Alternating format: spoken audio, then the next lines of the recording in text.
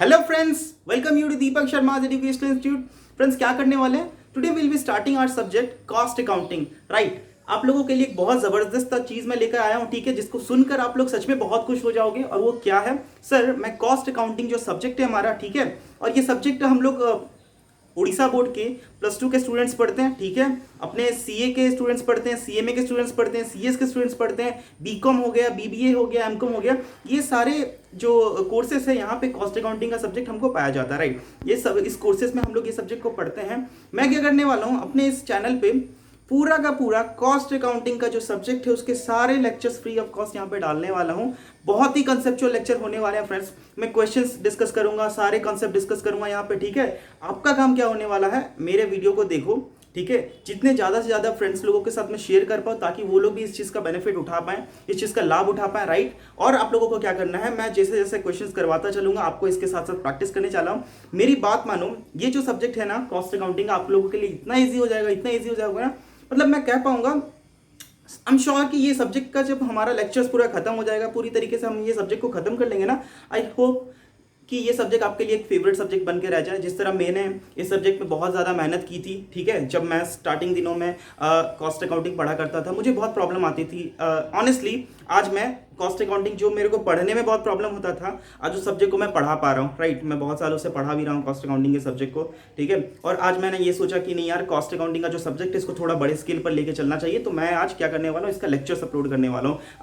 आज एक introductory video होगा, ठीक है, कॉस्ट अकाउंटिंग का इंट्रोडक्शन हम लोग डिस्कस करेंगे, देखेंगे कि ये कॉस्ट अकाउंटिंग जो सब्जेक्ट है आखिर ये है क्या, क्यों बनाया गया, क्यों पढ़ते हैं, क्या क्या स्कोप ऑफ लर्निंग होगा इस पर्टिकुलर सब्जेक्ट के अंदर में। राइट, तो ये सारा चीज़ हम लोग यहाँ पे डिस्कस करेंगे। हाँ, एक और लास्ट पार्ट में बता दूंगा यार, देखो चैनल नया है, आप लोगों का क्या कर्तव्य बनता है, आप लोगों की ये रिस्पॉन्सिबिलिटी बनती है कि मेरे को सपोर्ट करें। कैसे सपोर्ट करना है, सब्सक्राइब करते हुए जाना अगर वीडियो अच्छा लगे, ठीक है, और लाइक कर दिया करना, फ्रेंड्स तक पहुंचाया करो कि यार ये वीडियो बहुत अच्छा हुआ करता है, ठीक है, और सच्ची में उन लोगों को हेल्प प्रोवाइड कर सकता है ये वीडियो, ठीक है। तो इसके साथ ही without wasting any time let's get started. तो फ्रेंड्स, मैं यहाँ पे लिख रहा हूँ cost accounting. Okay, so what is the subject, cost accounting. और ये जैसा कि मैंने बता दिया एक इंट्रोडक्शन क्लास है, ठीक है, इंट्रोडक्शन है ये हमारा कॉस्ट अकाउंटिंग सब्जेक्ट का इंट्रोडक्शन मैं यहाँ पे लेने वाला हूँ। सबसे पहली बात, ये जो सब्जेक्ट को स्टार्ट करने से पहले मैं एक एग्जांपल यहाँ पे लेना चाहता हूँ, ठीक है। देखो एग्जांपल क्या है, समझो ये एक, समझ आ रहा है क्या ये क्या है, ये एक केक है, ठीक है, this is what a cake, ठीक है। मेरा बर्थडे पार्टी था, ठीक है, मेरे घर में किसी का बर्थडे पार्टी था, जैसे कि मेरे छोटे भाई का बर्थडे था। मैं क्या किया, एक बेकरी शॉप में जाता हूँ और वहां पे बोलता हूँ कि इस पर्टिकुलर केक का प्राइस कितना है। बेकरी शॉप वाला मुझे कहता है इस केक का प्राइस है 600 रुपीज। मैंने पूछा इसका वेट कितना है, उन्होंने बोला ये 1 kg का है, से ये 1 kg का है और इसकी प्राइस है 600 रुपीज। टेल मी, ये जो 600 रुपीज सामने वाला बेकरी वाला पार्टी जो है ना, बेकरी दुकान वाला, वो मुझे ये कैसे बोल पा रहा है कि इस केक का दाम जो है वो 600 रुपये है? कैसे बोल पा रहा है? उसको कैसे पता चला कि इस जो केक को मैं बेचूंगा तो 600 में बेचूंगा तो ही मुझे प्रॉफिट होगा? क्योंकि सामने वाला पार्टी जो बिजनेस कर रहा है, जो केक बेच रहा है, वो क्यों बेच रहा है? वो तो प्रॉफिट कमाने के लिए बेच रहा है, राइट। तो उसको कैसे पता चल रहा है कि हाँ, मैं अगर 600 रुपये में बेचूंगा इस केक को, 1 kg के केक को अगर 600 रुपये में बेचूंगा तो मेरा प्रॉफिट होगा? वो कैसे जान पा रहा है? देखो क्या होता है ना, पहली चीज आपको पता होना चाहिए कि ये जो 600 रुपया है इसके अंदर में 2 चीज है। पहला चीज इसके अंदर में कुछ कॉस्ट है एंड दूसरा चीज इसके अंदर में प्रॉफिट है, राइट। मैं अज्यूम करता हूं यहाँ पे, से फॉर एग्जांपल यहाँ पे 500 रुपए की कॉस्ट है और उसने 100 रुपए का प्रॉफिट रखा है, 600 रुपए इसकी सेलिंग प्राइस आ गई। ये बात मानते हो या नहीं? 500 रुपए इसके अंदर में खर्च है, 100 रुपए इसके अंदर में प्रॉफिट है, 600 रुपए में वो सेल कर रहा है, सेल करने से उसको 100 रुपए का प्रॉफिट आ रहा है। मेरा बात है कॉस्ट अकाउंटिंग के सब्जेक्ट में हमें इस चीज से रिलेशन नहीं है। हमें ये नहीं जानना है कि हमें प्रॉफिट कितना रखना है, हमें ये नहीं जानना है कि यार मेन मोटिव हमारा ये नहीं होगा कि प्रॉफिट कितना है। मेन मोटिव हमारा ये होगा कि आखिर ये पता लगाओ कि आपने ये 500 रुपए कैसे कैलकुलेट किया। कॉस्ट अकाउंटिंग के सब्जेक्ट में हम लोग ये सीखते हैं कि आखिर सर आप ये बताओ कि 500 रुपए जो आप बोल रहे हो ना खर्च हुआ इस केक को बनाने में, 500 रुपए खर्च हुआ, ये आपने कैसे कैलकुलेट किया? मैंने पूछा सामने वाली पार्टी को, बेकरी दुकान वाले को पूछा, उसने बोला सुनो केक के अंदर में क्या क्या इंग्रेडिएंट रखते हैं। मैंने बोला इंग्रेडिएंट बता दो, तो मुझे शायद पता चल जाए कि हाँ इस इंग्रेडिएंट का प्राइस इतना है और इसमें इतनी मात्रा में ये इंग्रेडिएंट लगा है, फॉर एग्जाम्पल मैदा इतना लगा, शुगर इतना लगा, एग इतना लगा है, राइट। तो मैं पता लगा पाऊंगा कि हाँ ये 500 रुपये का कंस्टिट्यूएंट क्या क्या है। उन्होंने बोला पहले बेकिंग पाउडर लगा मुझे, ठीक है, बेकिंग पाउडर लगा, बेकिंग पाउडर से फॉर एग्जाम्पल 50 रुपीज़ का लगा, एग लगा है उनको, ठीक है, से फॉर एग्जाम्पल 20 रुपीज़ का एग लग गया, ठीक है। और फिर उन्होंने बोला कि मुझे शुगर लग गया, शुगर उनको लगा से फॉर एग्जाम्पल 50 रुपीज़ का। फिर मैंने बोला कि और क्या लगा, उन्होंने बोला कि देखो मुझे जैसे कि अपना जो वर्कर है, ठीक है, बेकरी दुकान में जो केक बना रहे हैं जो वर्कर्स है वहाँ पे, उन वर्कर को पेमेंट करना पड़ा, उन वर्कर को कितना पेमेंट करना पड़ा, 100 रुपये पेमेंट करना पड़ा, ठीक है। और बाकी अदर आइटम, अदर एक्सपेंसेस में लिख देता हूँ, मुझे ज़्यादा आइडिया नहीं है कि केक के अंदर में क्या क्या आइटम लगती हैं, मुझे जितना पता तो मैंने लिख दिया, और बाकी मैं कहता हूँ कि अदर आइटम, ठीक है, अदर आइटम मतलब अदर और कुछ खर्चे होंगे। जैसे ये कितना हुआ, ये हो गया आपका 150, 200, 220, 220 और 500, 500 से अगर मैं 220 को माइनस कर दूं तो ये मेरा आ गया कितना, 280 रुपया, राइट। तो 280 रुपये का और कुछ खर्चा होगा, टोटल खर्च कितना हो गया मेरा 500 रुपये का, राइट। 280 रुपये का अदर एक्सपेंडिचर है और ये सारा एक्सपेंडिचर है 220 रुपये का। 220 और 280 कितना हो गया आपका 500 रुपया। तो 500 रुपये का टोटल कॉस्ट आ गया, इसे अपन कहते हैं टोटल कॉस्ट, मतलब टोटल खर्चा कितना लगा इस पर्टिकुलर प्रोडक्ट को हमारे तक पहुंचाने के लिए, ठीक है। बेकरी दुकान में प्रोड्यूस करके हम तक पहुंचाने के लिए उसको टोटल खर्चा कितना लगा, 500 रुपये लगा। तो उसको हम लोग यहाँ पे कॉस्ट अकाउंटिंग के सब्जेक्ट में बोलते हैं टोटल कॉस्ट। ज़्यादा हड़बड़ाने की जरूरत नहीं है, हम लोग ठीक से समझेंगे, ठीक है। मैं ये समझ के चल रहा हूँ कि आपको कॉस्ट अकाउंटिंग के बारे में कुछ भी नहीं पता, एकदम फ्रेश बच्चे हो आप, ठीक है। मैं उस तरीके से आपका फंडामेंटल क्लियर करने की कोशिश कर रहा हूँ। देखो, तो हम लोगों ने पता लगा लिया कि हाँ केक के अंदर में ये सारे इंग्रेडिएंट्स लगती हैं और ये सारे इंग्रेडिएंट्स इतनी इतनी मात्रा में लगती हैं, तो उनका प्राइस इतना इतना होता है। तो हम लोगों ने पता लगा लिया कि हाँ केक को बनाने में 500 रुपये का खर्चा आया, राइट। उसमें हम लोगों ने से फॉर एग्जाम्पल 20% इन कॉस्ट, ठीक है, 20% ऑन कॉस्ट हम लोगों ने प्रॉफिट जोड़ लिया और हमारा 100 रुपये का प्रॉफिट आ गया। हम लोगों ने बोला कि इसको 600 रुपये में बेचते हैं, 600 रुपये में बेचने से क्या होगा, हमें 100 रुपये की प्रॉफिट होगा, राइट। तो फ्रेंड्स अगर आप देखो तो ये पूरा कॉस्ट अकाउंटिंग का सब्जेक्ट ही इसी चीज के ऊपर बेस करता है कि हम लोगों को ये आइडेंटिफाई करना पड़ता है, ये यानी कि टोटल कॉस्ट, ठीक है। हम लोगों का कॉस्ट अकाउंटिंग का सब्जेक्ट किस चीज के ऊपर रिलेट करता है कि आखिर हमें जो प्रोडक्ट सेल कर रहे हैं या फिर जो सर्विस प्रोवाइड कर रहे हैं, हो सकता है ना कि हम लोग यहाँ पे प्रोडक्ट नहीं सेल कर रहे हैं, हमारा कोई कंपनी है जिसमें हम लोग प्रोडक्ट नहीं सेल कर रहे हैं बल्कि हम लोग कोई सर्विस प्रोवाइड कर रहे हैं, तो उसकी कॉस्ट कैसे आइडेंटिफाई की जाए, ठीक है। तो उसमें हम लोगों ने क्या किया, इस 500 रुपये को कैलकुलेट करने के लिए पहले आप मुझे ये बताओ कि हम लोगों ने किया क्या। पहले हम लोगों ने ये रिकॉर्ड किया कि इस 500 रुपए के अंदर में 500 रुपए लगे कैसे, 500 रुपए कहाँ कहाँ लगे। तो मैंने बोला बेकिंग पाउडर में इतना रुपया लगा, एग में इतना लगा, शुगर में इतना लगा, ठीक है, वर्कर को इतना दिया गया एंड अदर एक्सपेंसेस में इतना इतना लगा, राइट। तो ये सारा हम लोगों ने क्या किया, रिकॉर्ड करके देखा कि हाँ किस किस जगह पे कितना कितना खर्च लगा है, राइट। तो हम लोगों को पता चल गया कि हाँ टोटल खर्च हमारे पास इतना लगा, राइट। तो टोटल कॉस्ट हम लोगों को इतना इनकर करना पड़ा, उसमें हम लोगों ने प्रॉफिट जोड़ के सेलिंग प्राइस कैलकुलेट कर लिया। बस यही चीज करनी है पूरे कॉस्ट अकाउंटिंग के सब्जेक्ट में, हम लोगों को यही करना है, रिकॉर्ड करना है, क्लासिफाई करना है कि यार कौन कौन सा खर्चा कहाँ कहाँ पे लगा है, ठीक है, कितना कितना खर्चा लगा है, एंड समराइज कर देना है एक जगह पे, समराइज करके एक स्टेटमेंट बना के हम लोगों को कॉस्ट कैलकुलेट कर देना है, ठीक है, ताकि हम लोग ये आइडेंटिफाई कर पाए कि ये जो प्रोडक्ट हम लोग सेल कर रहे हैं तो उसकी सेलिंग प्राइस कितनी हो, राइट। जो हम लोग प्रोडक्ट सेल करना चाहते हैं उसकी सेलिंग प्राइस कितनी हो, ठीक है। तो इसके साथ में मैं क्या करना चाहता हूँ, ये तो आप लोगों को एक छोटा सा आइडिया था। सब्जेक्ट को स्टार्ट करने से पहले मुझे ये बता देना जरूरी था कि आखिर ये सब्जेक्ट पढ़े क्यों। तो आप लोगों को पता चल गया कि कॉस्ट अकाउंटिंग का सब्जेक्ट पढ़ क्यों रहा है। Why are we studying the cost accounting subject, because we got to identify the cost of production of goods or services, right? If we are producing the goods, अगर goods बना रहे हैं तो उसकी कॉस्ट कितनी लग रही है, if we are rendering services तो उसकी कॉस्ट कितनी आ रही है, right? Why? Because अगर हम लोगों को कॉस्ट नहीं पता चल पाएगा तो हम लोग उसमें प्रॉफिट नहीं जोड़ पाएंगे, और प्रॉफिट नहीं जोड़ पाएंगे तो हम लोग सेलिंग प्राइस कैसे आइडेंटिफाई कर पाएंगे, राइट। अगर मार्केट में बेचना है तो हम लोगों को ये दोनों चीज जाननी पड़ेगी, और ये इस पे डिपेंड करता है हमारा प्रॉफिट, राइट। तो हम लोगों ने क्या बोल दिया कि ये हमारा छोटा सा बैकग्राउंड था। अब मैं क्या करना चाहता हूँ, थोड़ा सा वर्ड है, कुछ वर्ड्स है, कुछ टेक्निकल वर्ड्स है जो कॉस्ट अकाउंटिंग के अंदर में बहुत यूज होता है। उन सारे वर्ड्स को जान लेना, समझ लेना, कंसेप्चुअली क्लियर हो जाना बहुत ज़्यादा जरूरी है। So I would want you to कि मैं जो लिखवा रहा हूँ आप उसको लिखो, नोट डाउन करो, बिना समझे हुए नहीं लिखना है, ठीक है। That's my request to you कि बिना समझे हुए नहीं लिखना है, मैं समझाने की पूरी कोशिश कर रहा हूँ, आप लिखो बस उसको, राइट।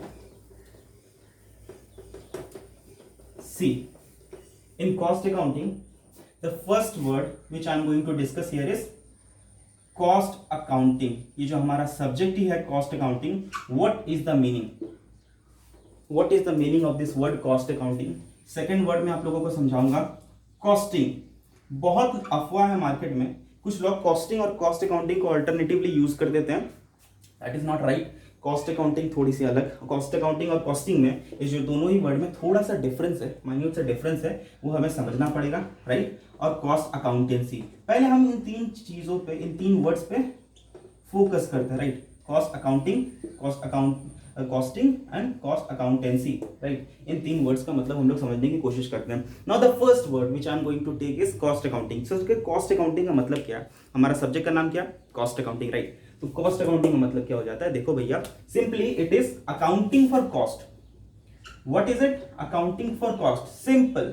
अकाउंटिंग फॉर कॉस्ट कहने से मेरा मतलब होता है, अकाउंटिंग का मतलब क्या होता है यार, कॉस्ट अकाउंटिंग बोलो या फिर फाइनेंशियल अकाउंटिंग बोलो, अकाउंटिंग का मतलब क्या होता है, recording, classifying, summarizing all the transactions, whatever transaction has taken place, आप उसको रिकॉर्ड करो, देन समराइज करो, क्लासिफाई करो, राइट।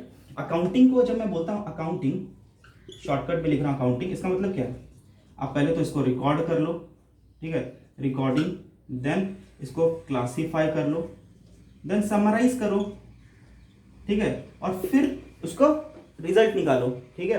ये चीज, ये तीनों प्रोसेस हमारे चलते हैं, एक कॉस्ट अकाउंटिंग में भी चलता है, ये फाइनेंशियल अकाउंटिंग में भी चलता है, ठीक है। जो दोनों ब्रांच ऑफ अकाउंटिंग है, फाइनेंशियल अकाउंटिंग भी is a branch of accounting, cost accounting is also a branch of accounting, management accounting is also a branch of accounting. इन सारी चीजों में ये तीन स्टेप तो लगते ही लगते हैं भैया, पहले रिकॉर्ड होता है ट्रांजेक्शन, फिर क्लासिफाई होता है, देन समराइज होता है, राइट। तो यहाँ पे भी हम लोग क्या करने वाले हैं, अकाउंटिंग फॉर कॉस्ट, मतलब कॉस्ट का जानने के लिए, कॉस्ट को जानने के लिए पहले वी विल बी रिकॉर्डिंग, पहले विल बी रिकॉर्डिंग, क्या रिकॉर्ड करना पड़ेगा कि कहाँ कहाँ पे हम लोगों ने खर्च किया, देन हम लोगों को उसको क्लासिफाई करना पड़ेगा, ठीक है। बहुत सारा क्लासिफिकेशन है, हम लोग देखेंगे कि कॉस्ट का कितना सारा क्लासिफिकेशन होता है, direct cost, indirect cost, variable cost, okay, fixed cost, बहुत सारा वैरायटी होता है, हम लोग उनमें क्लासिफाई कर देंगे कॉस्ट को, ओके ना, for better presentation, then summarize करके देखेंगे, ठीक है। एंड इससे हम लोगों को ये आइडेंटिफाई कर पाएंगे कि जो पर्टिकुलर प्रोडक्ट और या फिर हम लोग सर्विस रेंडर कर रहे हैं उसकी कॉस्ट कितनी आ रही है, राइट। तो cost accounting is nothing but accounting for cost. You can also say it is recording, classifying and summarising, it is recording, classifying and summarising all the cost related data. मैं यहाँ पे लिख देता हूं, आप भी लिखो, it is recording, classifying and summarising cost related data, ठीक है।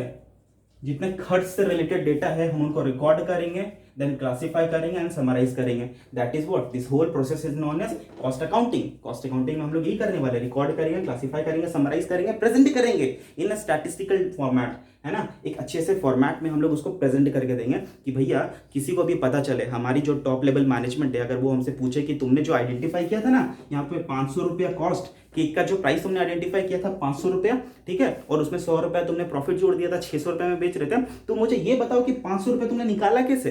तो कैसे बोलोगे, मुंह से बोल दोगे क्या, इसमें इतने का पाउडर लगा, इसमें इतने का शुगर लगा, इसमें इतने का एग लगा, इसमें इतने का ये लगा, no, we are not going to do that. हम लोग क्या करने वाले हैं, एक अच्छे से स्टैटिस्टिकल फॉर्मेट उनको देंगे, ठीक है, अच्छे से हम लोग वहां पे लिख देंगे, देखो ये प्रोडक्ट इसमें खर्च हुआ, इसमें इतना खर्च हुआ, इसमें इतने खर्च हुआ, इसमें इतना, इसमें इतना, ऐसे हम लोग उसको प्रेजेंट कर देंगे। कैसे प्रेजेंट करेंगे, जब हमारे पास खुद से सारा खर्चों का रिकॉर्ड होगा, हम लोगों ने उसको क्लासिफाई करके रखा हुआ है, समराइज करके रखा हुआ है एक स्टेटमेंट में, राइट, एंड देन उसको हम लोग प्रेजेंट कर पाएंगे। तो this is all about cost accounting, right.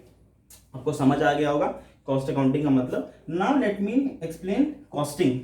Costing is the technique and process of ascertaining cost. Costing is the technique and process of ascertaining cost. जितना भी टेक्निक हम लोग लगाते हैं, जितना भी प्रोसेस हम लोग लगाते हैं, क्यों, कॉस्ट को आइडेंटिफाई करने के लिए, दिस 500 रुपए को आइडेंटिफाई करने के लिए हम लोग जो भी टेक्निक लगाएं, जो भी प्रोसेस लगाएं, that is what costing. Costing is the technique और process of identifying cost. Cost को असर्टेन करने का, सर्टेन यानी कि कॉस्ट को आइडेंटिफाई करने का जो भी टेक्निक लगता है, जो भी प्रोसेस लगता है उसको आइडेंटिफाई करने के लिए, दैट इज कॉस्टिंग। अब मैं आगे आप लोगों को, अभी पूरा बेसिक लेवल पे चल रही इंट्रोडक्टरी क्लास है, इसलिए मैं यहाँ पे बहुत सारी चीजें डिस्क्लोज नहीं कर रहा हूँ, आगे बताऊंगा कि आखिर टेक्निक ऑफ कॉस्टिंग क्या होती है, ठीक है, क्या क्या टेक्निक है, हम लोग पूरा डिटेल में पढ़ेंगे उनको, ठीक है। Now let me explain cost accountancy. Cost accountancy simply a practice, थोड़ा मैं इसको इरेज कर दूं,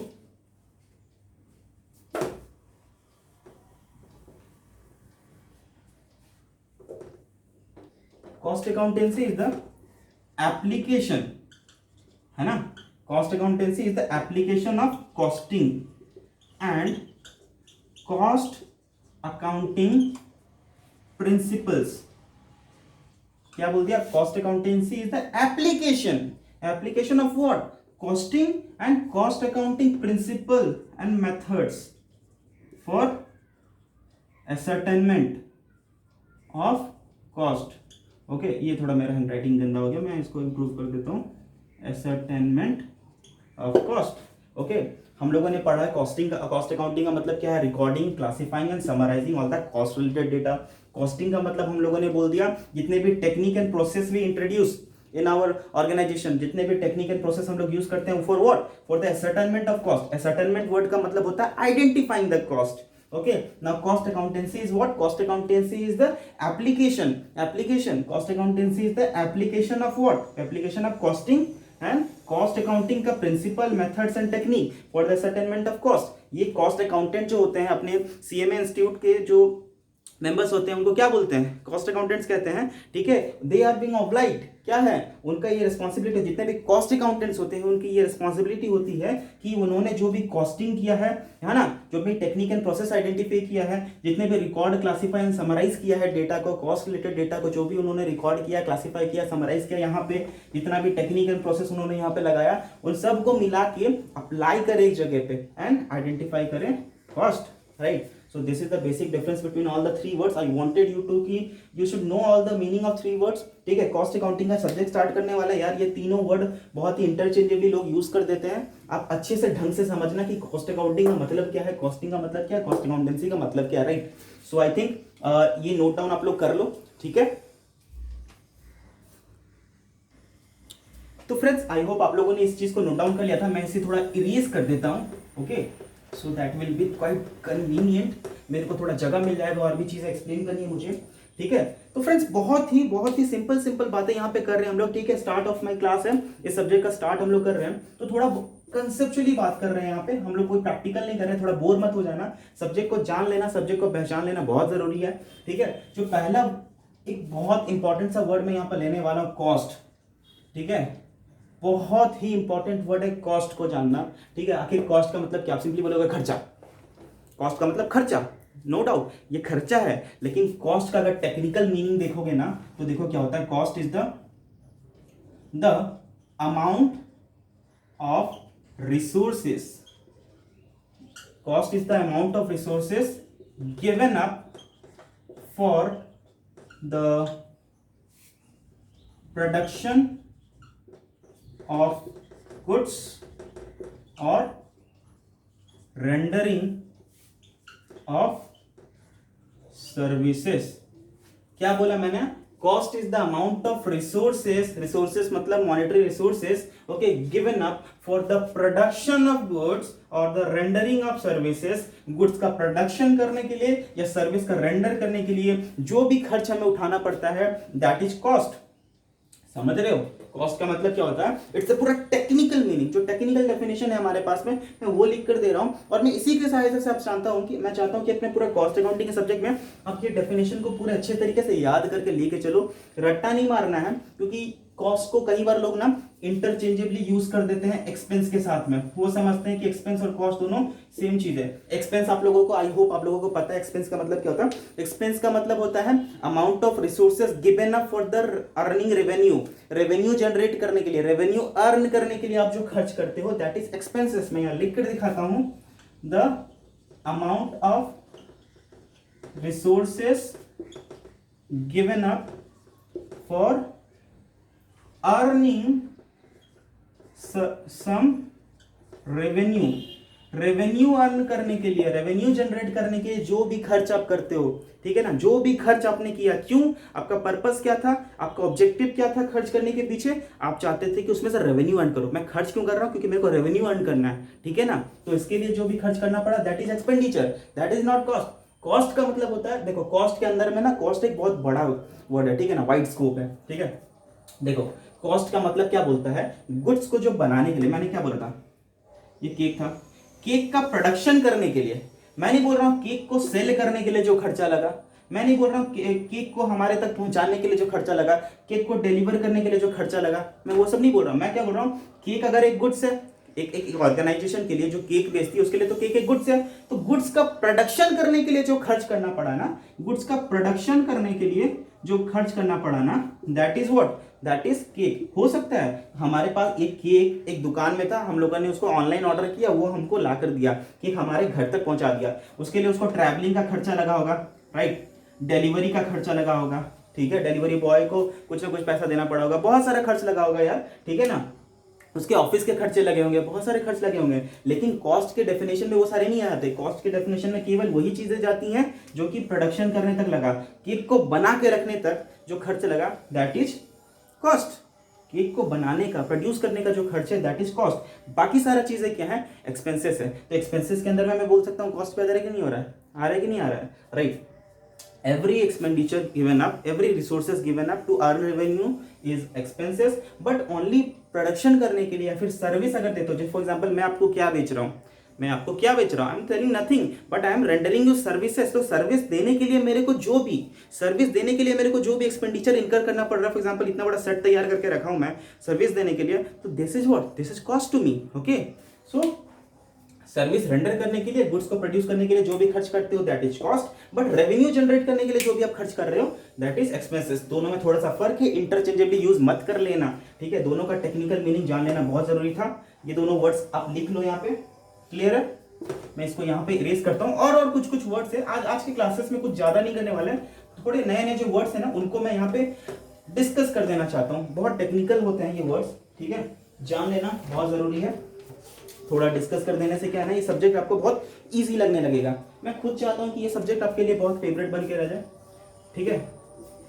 सच मानो ये सब्जेक्ट बहुत ही इजी है, बहुत ही मतलब मजा आने वाला है सब्जेक्ट के अंदर में, बस बने रहे आप मेरे साथ में। देखिए अब जो मैं नेक्स्ट टॉपिक यहाँ कवर करने वाला हूँ उसको मैं बोलता हूँ element of cost. Elements of cost, क्या बोला था मैंने कॉस्ट का? कॉस्ट का मतलब the amount of resources given up for the production of goods और the rendering of services, right, that is cost. अब हर एक कॉस्ट जो होता है ना उसके 3 एलिमेंट होते हैं, ठीक है। अब कोई भी चीज उठा लो, कोई भी चीज उठा लो, इस मार्कर को क्यों ना उठा लो, इस बोर्ड को क्यों ना उठा लो, सामने जो ट्राइपॉड रखा हुआ है, कैमरा रखा हुआ है, इसी को क्यों ना उठा लो यार। हर एक चीज के अंदर में जो हमारे पास है उसमें 3 एलिमेंट होते हैं। पहला element and the most important element is the material, ठीक है। सेकेंड में आपका आता है लेबर, थर्ड आता है आपका एक्सपेंसेस, ओके। हर एक चीज, हर एक गुड्स में, हर एक सर्विस के अंदर में 3 एलिमेंट तो होंगे, एक मटेरियल होगा, एक लेबर होगा, एक एक्सपेंसेस होगा, ठीक है, होंगे ही होंगे। अब मैं बोल देता हूँ सर आपको पता है मटेरियल का मतलब क्या है, लेबर का मतलब क्या है, एक्सपेंस मतलब क्या है? आपको तीनों का मतलब एक नॉर्मल एक स्टूडेंट को पता होना चाहिए। एक नॉर्मल एक चीज है मटेरियल का मतलब, देख पा रहे हो इस मार्कर के अंदर में मटेरियल क्या है, प्लास्टिक, इसके अंदर में रिफिल है, लिक्विड है, these are all what, material है। इसके अंदर में लेबर लगा होगा इस प्लास्टिक को इस तरह से मोल्ड करने में, इसके ऊपर ये कवर चढ़ाने के लिए, इसमें इंक रिफिल करने के लिए, इसमें तो लेबर लगा होगा ना। लेबर यानी कि वो जो इंसान, वो जो मजदूर खटा होगा ना उस फैक्ट्री में जहाँ पे ये प्रोड्यूस हुआ है, वहाँ पे कोई ना कोई इंसान तो काम किया होगा, that is what labour. Expenses यानी कि हर वो खर्च करना पड़ेगा, मतलब वो फैक्ट्री से मेरे तक पहुंचाने के लिए, मेरे तक सेल करने के लिए उसको बहुत सारा एक्सपेंसेस इनकर करना पड़ा होगा, राइट। ऑफिस का खर्च होता है, को सेलिंग एंड डिस्ट्रीब्यूशन का खर्च होता है, रिसर्च एंड डेवलपमेंट का खर्च होता है, दैट इज व्हाट, सब एक्सपेंसेस में चले जाते हैं। मैं क्या बोलता हूँ यहाँ पे इसको कैटेगराइज कर देता हूँ, आपको बता दूं मैं। यहाँ पे मटेरियल जो होते हैं ना, 2 तरह के मटेरियल होते हैं यहाँ पे, डायरेक्ट और एक होता है इनडायरेक्ट, ठीक है। लेबर भी हमारे पास 2 होता है, डायरेक्ट और इनडायरेक्ट। एक्सपेंस भी हमारे पास 2 तरह के होते हैं, डायरेक्ट और इनडायरेक्ट। अभी के लिए आप यही समझो कि एलिमेंट ऑफ कॉस्ट, मेरा मकसद ये नहीं बताना है आपको कि यहाँ डायरेक्ट मटेरियल क्या होता है, इनडायरेक्ट मटेरियल क्या होता है, direct labour, indirect labour, direct expenses, indirect expenses क्या होता है। मेरा मकसद आपको ये नहीं बताना, ये तो मैं बहुत क्लियर तरीके से आने वाले वीडियोस में बताऊंगा। सेकंड या थर्ड वीडियो में मैं आपको बताऊंगा कि एलिमेंट ऑफ कॉस्ट जो है ना, इसमें टाइप ऑफ कॉस्ट क्या होता है, वहां पे मैं इन सब चीजों को कवर करूंगा। डायरेक्ट मटेरियल किसको बोलते हैं, इनडायरेक्ट मटेरियल किसको बोलते हैं, ठीक है, ओके। इनडायरेक्ट एक्सपेंसेस किसको बोलते हैं, इनडायरेक्ट एक्सपेंसेस किसको बोलते हैं, सारे इनडायरेक्ट खर्चों का एक अलग से नाम बताऊंगा। बहुत सारे कैटेगरी वहां पे पढ़ेंगे, क्लियरली समझेंगे। अभी मेरा बताने का मकसद यही है कि आप बस ये समझ लो कि कोई भी प्रोडक्ट उठा लो, कोई भी प्रोडक्ट उठा लो, कोई भी गुड उठा लो, कोई भी सामान उठा लो, उसमें 3 चीज आपको मिलेंगी। पहले मटेरियल मिलेगा, उसमें लेबर लगा होता है, उसमें एक्सपेंस लगा होता है। इसका साधारण सा मतलब बोलूं, एलिमेंट का बोलने का मतलब होता है किसी भी चीज़ को प्रोड्यूस करने में, किसी भी चीज़ को बनाने में 3 तरह के खर्च लगते हैं, मतलब 3 जगह पे खर्च लगते हैं। पहला मटेरियल में खर्च लगता है, दूसरा लेबर में खर्च लगता है, तीसरा एक्सपेंस में खर्च लगता है, राइट। 3 जगह पे खर्च लगते हैं, मटेरियल, लेबर एंड एक्सपेंसेस। अब ये मटेरियल 2 तरह के हो सकते हैं, direct material, indirect material. Labour 2 तरह के हो सकते हैं, डायरेक्ट और इनडायरेक्ट। और एक्सपेंस हो सकते हैं 2 तरह के, डायरेक्ट इनडायरेक्ट, राइट। अब इसको नोट कर लो। तो आइए फ्रेंड्स, अब आई होप आप लोगों को मैं जितना भी अभी तक पढ़ा दिया हूँ सब क्लियर है, सब कुछ समझ आ रहा है। जो भी डाउट हो रहा है, इफ एनी डाउट कोई भी डाउट है आपके पास में, आप मुझे पर्सनली कॉन्टैक्ट कर सकते हो।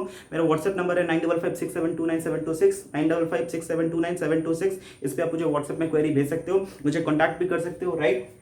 अभी तक मैं जो भी समझा रहा हूँ, आई होप आप लोगों को सब समझ आ रहा होगा। थोड़ा आगे बढ़ते हैं, कुछ और टेक्निकल डेफिनेशंस को मैं यहाँ पे डिस्क्लोज करना चाहता हूँ, अच्छे से डिस्क्राइब करना चाहता हूँ, समझाना चाहता हूँ, राइट। तो देखो, पहला जो वर्ड मैं यहाँ पे ले रहा हूँ वो है कॉस्ट सेंटर। सेकंड में बताऊंगा आपको प्रॉफिट सेंटर क्या होता है। थर्ड बताऊंगा रिस्पॉन्सिबिलिटी सेंटर क्या होता है। एंड लास्टली, इस वीडियो का सबसे लास्ट टॉपिक में लेने वाला हूँ, कॉस्ट यूनिट क्या होता है, ठीक है।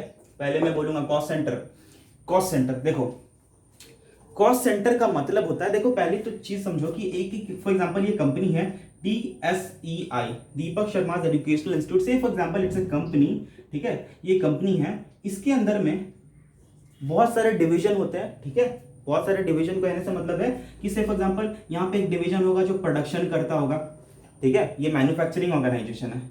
मैन्युफैक्चरिंग ऑर्गेनाइजेशन का मतलब होता है वो ऑर्गेनाइजेशन या फिर वो कंपनी या फिर वो इंडस्ट्री जो ना मैन्युफैक्चर करती है, गुड्स को बनाती है, सामान को बनाती है, प्रोड्यूस करती है और बेचती है, ठीक है। Manufacturing organization. मेरे को बोलो यार, अगर एक मैन्युफैक्चरिंग ऑर्गेनाइजेशन है तो वो प्रोडक्शन करती होगी, ठीक है। मैन्युफैक्चर करती होगी, प्रोडक्शन करती होगी, तो उसका एक प्रोडक्शन डिपार्टमेंट होगा।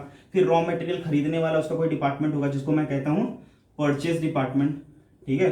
फिर और कोई डिपार्टमेंट होगा जहाँ जो क्या करता होगा पता है, उसको कहते हैं HR डिपार्टमेंट। ये HR डिपार्टमेंट क्या करता होगा, मार्केट से लेबर ला कर देता होगा। मजदूर जो होते हैं ना, जो वर्कर हमारे पास जो काम करते हैं, लेबर जो हमारे पास काम करते हैं, उन लेबर को ढूंढ कर लेके आता होगा। कैपेबल कॉम्पिटेंट लेबर को ढूंढ कर लेके आता होगा हमारे ऑर्गेनाइजेशन के लिए।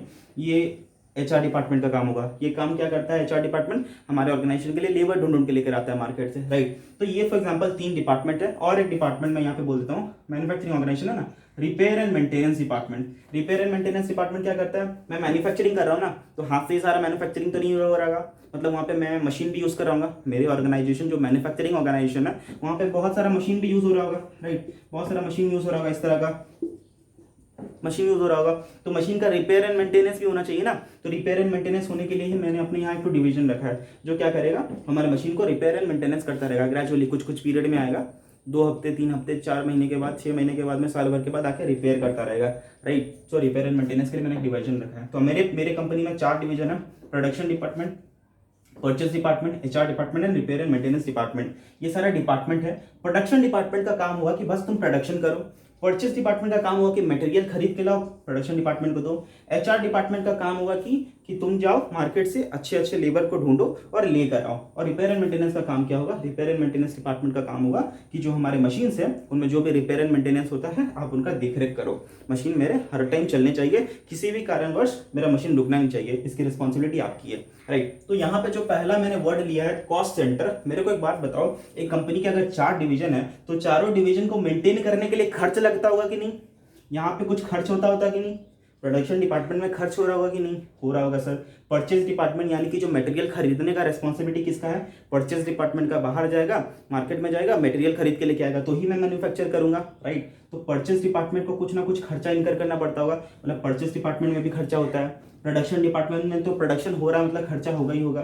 HR डिपार्टमेंट मजदूर लोग को लेके आ रहा है, लेबर लेके आ रहा है मार्केट में, वहां पे भी खर्चा होता होगा। रिपेयर एंड मेंटेनेंस जब करता है तो उसमें भी खर्चा आता होगा। रिपेयर एंड मेंटेनेंस करने में खर्च नहीं आता है क्या, खर्च आता है, तो वहां पे भी खर्च होता होगा। तो मैं क्या बोल रहा हूँ, हर एक डिपार्टमेंट में खर्चा हो रहा है, राइट। तो कॉस्ट सेंटर का मतलब होता है हर वो डिपार्टमेंट या फिर वो चीज, वो जगह, वो प्रोजेक्ट, वो डिवीजन, वो सेगमेंट, इसको सेगमेंट बोल लो। एक ऑर्गेनाइजेशन का डिफरेंट पार्ट को एक सेगमेंट बोलते हैं, एक डिपार्टमेंट्स बोलते हैं, ठीक है ना। या हो सकता है यहाँ पे कि हमारा जो कंपनी है बहुत सारा प्रोजेक्ट संभाल रहा है, ठीक है ना, 4-5 प्रोजेक्ट संभाल रहा है। मेरा कंपनी जो है ना, फॉर एग्जांपल L&T क्या करती है, बहुत सारे मतलब इंफ्रास्ट्रक्चर बिल्डिंग में काम करती है, राइट, ब्रिज बना रही है, रोड बना रही है, तो उनका डिफरेंट डिफरेंट प्रोजेक्ट होता है। तो एक प्रोजेक्ट के पीछे कितना खर्च लग रहा है, अगर वो ऐसा आइडेंटिफाई करे ना, एक प्रोजेक्ट के पीछे कितना खर्च लग रहा है। फॉर एग्जाम्पल उड़ीसा में अगर वो कहीं ब्रिज बना रहे हैं, ठीक है ना, मुंबई में कहीं अगर वो कोई काम कर रहे हैं, यहाँ पे कहीं कोई काम कर रहे हैं सॉरी, तो काम करने के लिए वहाँ पे कितना खर्च करना पड़ रहा है, ठीक है ना। अगर मैं पता लगाऊं कि इस पर्टिकुलर डिवीजन के लिए मेरा कितना खर्च लगा है, तो उसको मैं बोलता हूं क्या, कॉस्ट सेंटर।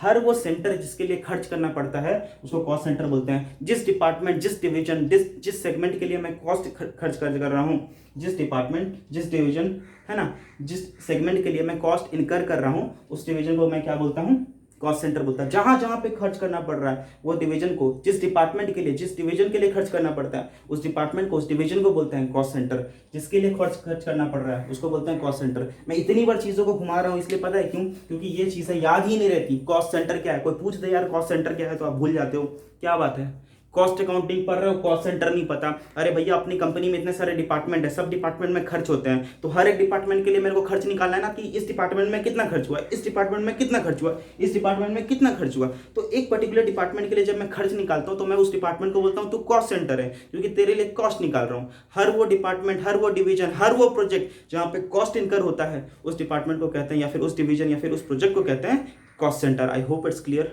ठीक है। हाँ, तो फिर बोलते हैं भैया प्रॉफिट सेंटर। प्रॉफिट सेंटर का मतलब क्या होता है ना, वो डिवीजन या फिर वो सेगमेंट। फॉर एग्जांपल मेरा और एक सेगमेंट है, मेरा और एक डिवीजन है, जिसको मैं बोलता हूं सेल्स डिपार्टमेंट।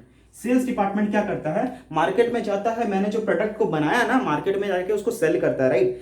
मेरा जो प्रोडक्ट मैंने बनाया है अपनी कंपनी के अंदर में, उसको जाके बाहर में सेल करने की रिस्पॉन्सिबिलिटी किसकी है, सेल्स डिपार्टमेंट की है। तो सेल्स डिपार्टमेंट क्या करता है, अगर देखो तो सेल्स डिपार्टमेंट बाहर में सामान बेच के मेरे को रेवेन्यू लाकर देता है, तो इसका रिस्पॉन्सिबिलिटी क्या है, मेरे को लाकर देना, पैसे कमा कर लाकर देना। हर जगह, हर डिपार्टमेंट में खर्च हो रहा था, हर डिपार्टमेंट में बस आउटफ्लो है, कैश का आउटफ्लो हो रहा है, यहाँ पे भी खर्च हो रहा है, यहाँ पे भी खर्च हो रहा है, यहाँ पे भी और यहाँ पे भी। लेकिन ये पर्टिकुलर एक ऐसा डिपार्टमेंट है जो मेरे को पैसा लाकर दे रहा है। यहाँ तो पैसे जा रहे थे, यहाँ पे पैसा आ रहा है। सेल्स डिपार्टमेंट में पैसा आ रहा है क्योंकि सेल्स डिपार्टमेंट बाहर में सेल करता है, पैसे लाकर देता है।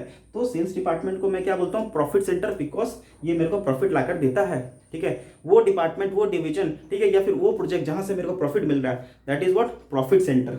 वो सेंटर जहां से प्रॉफिट मिल रहा है that is profit centre, okay. अब आता है रेस्पॉन्सिबिलिटी सेंटर। देखो भैया, एक ऑर्गेनाइजेशन जो कि इतनी बड़ी है, ठीक है, वहां पे एक यूनिट सारा काम नहीं कर सकता। अगर मैं बोलूं कि तुम सारे यूनिट हो ही नहीं, मैं बोलता हूं अगर ये लोग है ही नहीं और बस एक प्रोडक्शन डिपार्टमेंट है, प्रोडक्शन डिपार्टमेंट का ही रेस्पॉन्सिबिलिटी होगा मटेरियल खरीद, प्रोडक्शन डिपार्टमेंट का रिस्पॉन्सिबिलिटी होगा लेबर लेके आ, प्रोडक्शन डिपार्टमेंट का रिस्पॉन्सिबिलिटी होगा कि तू रिपेयर एंड मेंटेनेंस कर, प्रोडक्शन डिपार्टमेंट का रिस्पॉन्सिबिलिटी होगा कि गुड्स को प्रोड्यूस होने के बाद तू जाके मार्केट में सेल कर।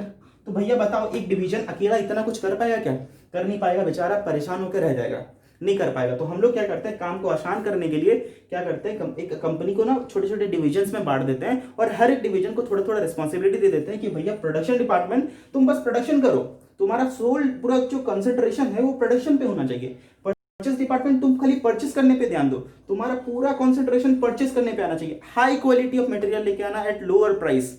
मैं बोलता हूं इसको एचआर डिपार्टमेंट को मैं बोलता हूं भैया तुम अच्छे क्वालिटी के लेबर लेके आना जो काम करे, फांकी नहीं मारे, आए काम करने के लिए तो 8 घंटे काम करे, पैसे लेकर जाए, पूरा दमदार काम हो। रिपेयर एंड मेंटेनेंस वाला तुम्हारे क्या रिस्पॉन्सिबिलिटी दिया गया कि जब जब मशीन को जरूरत हो रिपेयर एंड मेंटेनेंस की, तुम टाइम पे पहुंचो, रिपेयर एंड मेंटेनेंस करो, राइट। तो हर एक डिवीजन को क्या किया मैंने, रिस्पॉन्सिबिलिटी दे दिया और उनको रिस्पॉन्सिबिलिटी को निभाना पड़ेगा, राइट। तो हम लोग इसको क्या बोलते हैं, रिस्पॉन्सिबिलिटी सेंटर। एक ऑर्गेनाइजेशन में बहुत सारे डिवीजन हम लोग क्रिएट कर देते हैं, क्यों, क्योंकि हर एक डिवीजन को हम लोग एक रिस्पॉन्सिबिलिटी दे देने से क्या होता है ना, वर्कलोड थोड़ा कम हो जाता है, सारे डिवीजन पे वर्कलोड कम हो जाएगा। और वर्कलोड कम हो जाएगा मतलब क्या, वर्कलोड हो जाएगा कम मतलब क्या, सब लोग एफिशिएंटली काम कर पाएंगे, वर्कलोड ज़्यादा नहीं होगा, सब लोगों को एक पर्टिकुलर टास्क दिया गया है, वो लोग अच्छे से वो काम को कर पाएंगे, राइट, एफिशिएंसी आ पाएगा। इसीलिए हम लोग इसको बोलते हैं रिस्पॉन्सिबिलिटी सेंटर, बिकॉज सारे में रिस्पॉन्सिबिलिटी बांटी गई है, सारे डिवीजन में रिस्पॉन्सिबिलिटी बांटी गई है। लास्टली एक होता है कॉस्ट यूनिट। अरे यार मेरे को आज भी याद है, मैं खुद नहीं समझ पाया था, ठीक है, ये कॉस्ट यूनिट क्या है। मैं तो कॉस्ट सेंटर और कॉस्ट यूनिट में बहुत ही कंफ्यूज हुआ करता था जब मैं पढ़ रहा था, ठीक है। स्टार्टिंग में मैंने जब अपना कॉस्ट अकाउंटिंग पढ़ना स्टार्ट किया था, मेरे को कॉस्ट सेंटर और कॉस्ट यूनिट सेम लगता था। मैं बोला भाई कॉस्ट यूनिट यानी कि वो डिवीजन जहाँ पे खर्च इनकर हो रहा है उसको कॉस्ट यूनिट कहते हैं, ठीक है। या फिर कॉस्ट सेंटर भी मैं वही समझता था कि जो डिवीजन जहाँ पे कॉस्ट इनकर हो रहा है वो कॉस्ट सेंटर है, तो ऐसा नहीं होता है। कॉस्ट सेंटर का मतलब होता है जो सेंटर है ना, कॉस्ट सेंटर मतलब वो डिपार्टमेंट, डिवीजन या फिर वो प्रोजेक्ट जहाँ पे कॉस्ट इनकर हुआ है, ठीक है। लेकिन कॉस्ट यूनिट क्या होता है ना, ब्रेकअप ऑफ कॉस्ट निकालने के लिए हम लोग यूज करते हैं, ब्रेकअप ऑफ कॉस्ट, कॉस्ट को तोड़ने के लिए। मैंने बोला कि सुनो, जैसे कि किलोमीटर, लीटर, किलोग्राम, ठीक है, kilowatt, patient day, ton, ton kilometre, ये क्या होता है पता है, ये सारे यूनिट्स हैं। ये क्या है, kilometre, litre, KG, kilowatt, passenger day, ton, ton kilometre, ये क्या है पता है, ये जो यूनिट्स है जिसमें हम लोग टोटल कॉस्ट को तोड़ देते हैं, ठीक है। यूनिट है जिसमें टोटल कॉस्ट को तोड़ देते हैं। मैंने बोला फॉर एग्जांपल समझो कि मैं इसका एग्जांपल मैं यहाँ लिखता हूँ कि 1000 केजी मटेरियल लेकर आया हूँ, ठीक है। 1000 केजी मटेरियल लेके आया हूँ 2000 रुपए का। मेरे को 1000 केजी मटेरियल मैंने खरीदा 2000 रुपए का, तो बताओ 1 केजी ऑफ मटेरियल कितना लग गया मेरा, 2 रुपया। 1 केजी मटेरियल का मेरे को कितना पड़ गया, 2 रुपया, राइट। ओके फ्रेंड्स, आपको समझ आया। ये क्या है, कॉस्ट यूनिट का मतलब क्या है, it's a device. Okay, it's a device. Cost unit is nothing but a device which is used for breaking up the cost. Cost को हम लोग छोटे छोटे पार्ट्स में तोड़ के कैसे दिखाएं, इसलिए हम लोग यूज कर करते हैं cost unit. For example kilometre, litre, KG, kilowatt, ये सब क्या है, कॉस्ट यूनिट है। क्या देखो, जैसे मैंने बोला कि 1000 केजी ऑफ मटेरियल मैंने 1000 केजी मटेरियल खरीदा 2000 रुपए का, तो मुझे बताओ 1 केजी मटेरियल कितने का आया, 2 रुपए का आया, राइट। तो ये जो 1 केजी लगा ना मटेरियल का खर्च को तोड़ने के लिए, 1 केजी का कॉस्ट मैंने निकाल लिया ना, ये जो केजी है ना, KG, this is cost unit, ठीक है। हर वो छोटा सा एलिमेंट जिसमें मैं कॉस्ट को तोड़ सकता हूं, that is what, cost unit, right. तो आई होप फ्रेंड्स आप आज का क्लास आप लोगों को अच्छे तरीके से समझ आया होगा। हम लोगों ने क्या क्या पढ़ा, कॉस्टिंग पढ़ा, कॉस्ट अकाउंटिंग पढ़ा, कॉस्ट अकाउंटेंसी पढ़ा, कॉस्ट सेंटर पढ़ा, प्रॉफिट सेंटर पढ़ा, रिस्पॉन्सिबिलिटी सेंटर पढ़ा, कॉस्ट यूनिट पढ़ा, राइट। फिर हम लोगों ने देखा एलिमेंट ऑफ कॉस्ट क्या होता है, मटेरियल, लेबर एंड ओवरहेड होता है, मटेरियल, लेबर एंड एक्सपेंस होता है, राइट। मतलब कि हर एक प्रोडक्ट के अंदर में 3 एलिमेंट तो होंगे ही होंगे, 3 जगह पे खर्च तो होंगे ही होंगे। पहला मटेरियल में, दूसरा लेबर में, तीसरा एक्सपेंस में, 3 जगह पे खर्च होते हैं, राइट। अब इनके दो कैटेगरी मैंने देखे, direct indirect, direct indirect, direct expenses, indirect expenses, right. I hope आपको पता है। इनके मीनिंग पे भी नहीं जाना है, मीनिंग हम लोग नेक्स्ट क्लास में चलेंगे। नेक्स्ट क्लास में क्या करने वाला हूँ, टाइप्स ऑफ कॉस्ट के ऊपर बहुत डिटेल डिस्कशन होने वाला है। एक अच्छा सा क्लास होगा, ठीक है। वहाँ पे मैं बहुत अच्छे तरीके से वहाँ पे टाइप्स ऑफ कॉस्ट डिस्कस करने वाला हूँ। आपको जल्दी वीडियो मिल जाएगा। अब मेरा आप लोगों के लिए लास्ट रिक्वेस्ट ये होगा कि यार वीडियो को सपोर्ट करना है। कैसे सपोर्ट करोगे, सब्सक्राइब करके फ्रेंड्स तक जरूर पहुंचाना, राइट। और अच्छा लगेगा तो लाइक करते हुए जरूर जाना, कमेंट करके मुझे जरूर बताना। किसी भी तरह का कोई भी डाउट होता है तो मेक श्योर यू आर